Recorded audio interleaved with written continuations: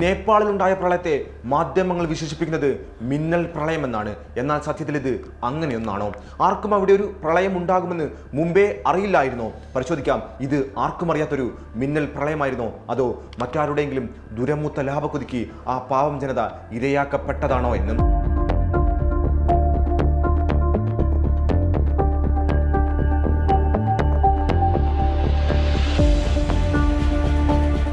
കണക്കുകളും മുൻ പഠനങ്ങളും പരിശോധിച്ചാൽ നമുക്ക് മനസ്സിലാകുന്നത് ഇത് വെറും ഒരു പ്രകൃതി ദുരന്തമല്ല എന്നു തന്നെയാണ്.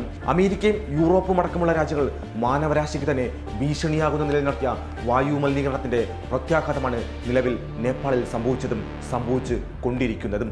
ആഗോള കാർബൺ പുറന്തള്ളലിന്റെ 47% അമേരിക്കയിൽ നിന്നും യൂറോപ്പിൽ നിന്നുമാണ്. ഇത് ആഗോള അന്തരീക്ഷ താപനില വർദ്ധിപ്പിക്കുകയും ഹിമാലയം ഉൾപ്പെടെയുള്ള മഞ്ഞുമലകളെ ഉരുക്കി ഇല്ലാതാക്കുകയും ചെയ്യും. നേപ്പാളിൽ കഴിഞ്ഞ ദിവസം ഉണ്ടായ പ്രളയത്തിന് കാരണമായത് ഹിമാലയൻ മഞ്ഞുമലയുടെ ഇടിച്ചിലാണ്.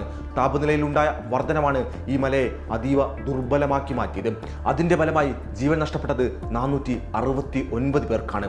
കാണാതായതോ 1468 പേരെയും. നമ്മൾ നേരത്തെ യൂറോപ്പും അമേരിക്കയും പുറത്തുവിടുന്ന കാർബണിന്റെ അളവ് പറഞ്ഞിരുന്നുവല്ലോ. ഇനി നേപ്പാൾ പുറത്തുവിട്ട കാർബണിന്റെ അളവ് നിങ്ങൾക്ക് എത്രയാണെന്ന് അറിയണ്ടേ?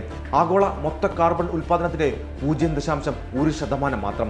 അവർ 47% പുറന്തള്ളുമ്പോൾ നേപ്പാൾ 0-ത്തിനടുത്ത് മാത്രമാണ് പുറന്തള്ളുന്നത് എന്നു സാരം. പക്ഷേ ഇതിന്റെ ദുരിതം അനുഭവിക്കുന്നതിൽ നേപ്പാൾ തന്നെയാണ് കേട്ടോ മുൻപന്തിയിൽ. അതായത് മുതലാളിത്ത രാജ്യങ്ങളുടെ വ്യവസായ ചൂഷണത്തിന് ഇരയാക്കപ്പെടുന്നത് ദരിദ്ര രാജ്യങ്ങളിലെ ജനങ്ങളാണെന്നു സാരം. സത്യത്തിൽ ഇത് കോമൺ ക്ലൈമറ്റ് ഡിസാസ്റ്റർ അഥവാ സങ്കീർണമായ കാലാവസ്ഥ ദുരന്തം തന്നെയാണ്. നേപ്പാളിൽ നമ്മളിപ്പോൾ കാണുന്ന ഈ ഭയപ്പെടുത്തുന്ന ദുരന്തം അത്ര പെട്ടെന്ന് ഒരു സുപ്രഭാതത്തിൽ ഉണ്ടായതല്ല.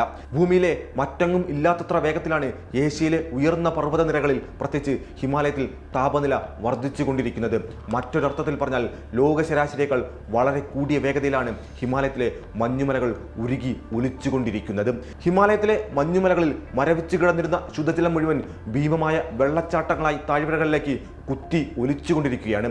കിഴക്കേ ഹിമാലയത്തെ അപേക്ഷിച്ച് പടിഞ്ഞാറൻ ഹിമാലയത്തിലാണ് കേട്ടോ കൂടുതൽ മഞ്ഞുരുക്കം. ഇതിന്റെ ഫലമായി കൂടിയാണ് ഈ പ്രളയം. നേപ്പാളിലെ സാധാരണക്കാരായ മനുഷ്യർ ജീവിക്കുന്ന ഗ്രാമങ്ങൾക്ക് മുകളിലായി വലിയൊരു ജലബോംബ് പോലെ അപകടകരമായ ഹിമനദീതടങ്ങൾ ഈ മഞ്ഞുരുക്കൽ കാരണം രൂപപ്പെട്ടിട്ടുണ്ട്. വൻകിട നഗരങ്ങളും ഫാക്ടറികളും പുറന്തള്ളുന്ന ചൂട് നേരിട്ട് ബാധിക്കുന്നത് ഈ പാവ മനുഷ്യരുടെ മലനിരകളെയാണ്. ഇന്നലെ വരെ അവർ കുടിച്ചിരുന്ന, കൃഷി ചെയ്തിരുന്ന അതേ വെള്ളം ഇന്ന് അവർക്ക് മരണത്തിന്റെ പര്യായമായി മാറുകയാണ്.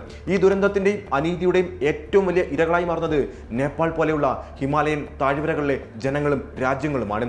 ആഗോളതലത്തിൽ ഉൽപ്പാദിപ്പിക്കപ്പെടുന്ന കാർബണിൽ യാതൊരുവിധ പങ്കും നിർവഹിക്കാത്ത നിഷ്കളങ്കമായ കോടിക്കണക്കിന് മനുഷ്യരാണിന്ന് കാലാവസ്ഥാ വ്യതിയാനത്തിന്റെ ഇരകളായി തെരുവിലേക്ക് മാറ്റപ്പെടുന്നത്. നേപ്പാൾ പ്രളയത്തിൽ വീടും കിടപ്പാടവും നഷ്ടപ്പെട്ടവർ, മണ്ണിനടിയിൽ ജീവന്റെ തുടുപ്പറ്റൊടുങ്ങിയ കുഞ്ഞുങ്ങൾ, ഇവരെല്ലാം വൻകിട വ്യവസായ ലോകത്തിന്റെ തെറ്റായ നയങ്ങളുടെ ഇരകൾ തന്നെയാണ്. അഫ്ഗാൻ മുതൽ മ്യാൻമർ വരെ നീളുന്ന ഹിന്ദുക്കുഷ് ഹിമാലയൻ മേഖലയിൽ മഞ്ഞുരുകലിന്റെ വേഗത മുൻപത്തേക്കാൾ 65% വർദ്ധിച്ചിരിക്കുകയാണ്. പാശ്ചാത്യ രാജ്യങ്ങളും സമ്പന്ന സാമ്പത്തിക വ്യവസ്ഥകളും നടത്തുന്ന അനിയന്ത്രിതമായ പ്രകൃതി ചൂഷണം തടയാൻ ആഗോളതലത്തിൽ ശക്തമായ ഇടപെടലുകൾ ഉണ്ടാകാത്തിടത്തോളം കാലം നേപ്പാളുകൾ ഇങ്ങനെ ആവർത്തിച്ചുകൊണ്ടേയിരിക്കും. മണ്ണും മലകളും ഇടിയുമ്പോൾ പൊലിയുന്നത് പാവപ്പെട്ട മനുഷ്യരുടെ ജീവനും കൂടിയാണ്.